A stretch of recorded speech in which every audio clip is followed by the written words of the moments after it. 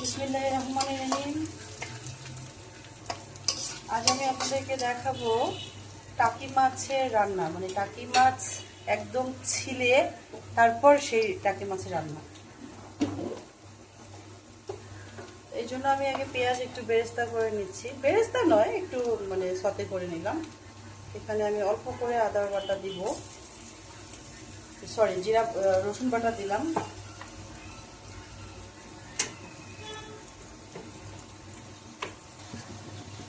আমি সাধারণত মুরগি বা মাছ সব কিছুতেই জিরা বাটাটাই প্রেফার করি। আজ আমার জিরা বাটা শেষ হয়ে গিয়েছে, যার কারণে আমি এখন জিরা গুঁড়া ইউজ করছি। ধনে জিরা গুঁড়া একটা আছে, সেটা ইউজ করলাম।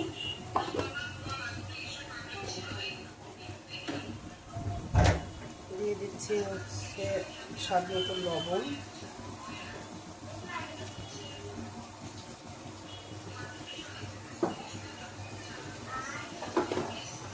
হলুদ গুঁড়ো,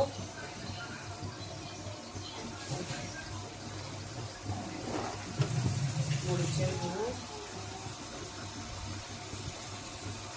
এই রান্নাটাতে আমি আবার কাঁচামরিচও ইউজ করব।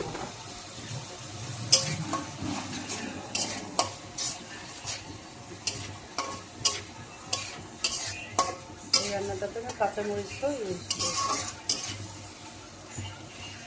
একটু পানি দিয়ে দেবো এখন।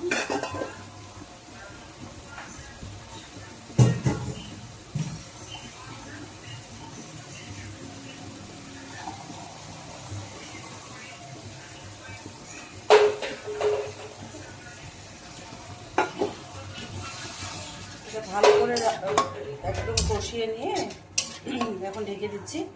ভালো করে কষিয়ে নিয়ে তারপর এখানে আমি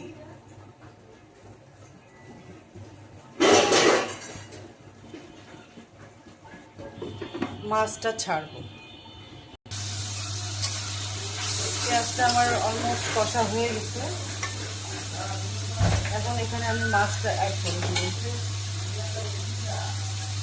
মাছটা এভাবে ছিলে নিয়েছি একদম।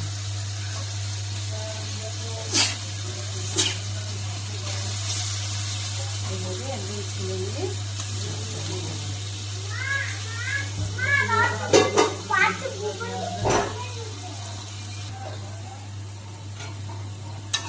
এভাবে একদম একটু নেড়েছে। আমি কিন্তু এখানে পানি অ্যাড করলাম না, আমি এভাবে এটা জাল করব। কিছুক্ষণ পরে এখান থেকে একটু পানি বের হবে, বের হওয়ার পর আমি আরেকটু পানি সেখানে ইউজ করব। এখন একটু ঢাকনিতে উঠিয়ে দেখছি কেমন হচ্ছে। একটু পানি, মাছের পানি বের হয়েছিল, আমি কোনো এখানে পানি ইউজ করিনি। এই পানিটুকু একটু শুকিয়ে গেলে, মানে একটু কষা হয়ে গেলে তারপর আমি একটু সামান্য একটু পানি অ্যাড করব। এখন দিয়ে দিয়েছি একটু পানি, এই পানিটুকু শুকিয়ে নিলেই সামান্য একটু রস রস থাকবে, তখনই আমি নামিয়ে ফেলব।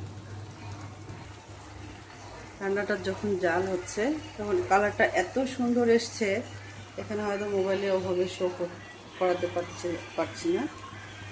অনেক সুন্দর একটা কালার এসছে। আর একটু রান্না হলেই আমি নামিয়ে ফেলবো। এভাবেই এখন হচ্ছে আমি নামিয়ে ফেলবো। নামিয়ে ফেললাম, আমার তরকারিটা এখন রেডি। আল্লাহ হাফেজ।